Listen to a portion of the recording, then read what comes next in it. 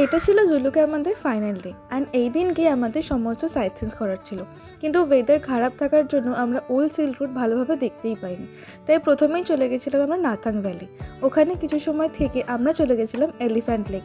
ওখানে গিয়ে ঠান্ডায় আমরা রীতিমতো জমে গেছিলাম, কিন্তু সেখানে গিয়ে আমাদের উপরি পাওনা ছিল স্নোফল।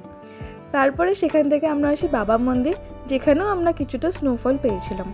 কিন্তু রাস্তায় আস্তে আস্তে হয়ে গেল আমাদের সাথে অ্যাডভেঞ্চার, আমাদের গাড়ি খারাপ হয়ে গেছিলো। তারপর ড্রাইভার দাদাই অন্য একটা গাড়ির সাথে কথা বলে আমাদেরকে পৌঁছে দিয়েছিল রোরাথাং। ওখানে পৌঁছাতে প্রায় আমাদের সন্ধে হয়ে গেছিলো। তারপর হোমস্টেতে গিয়ে আমরা সেলিব্রেট করলাম আমার বার্থডে। পরের দিন সকালবেলা গেছিলাম আমরা নদীর ধারে, যেটা ছিল আমাদের হোমস্টের একদমই পাশে।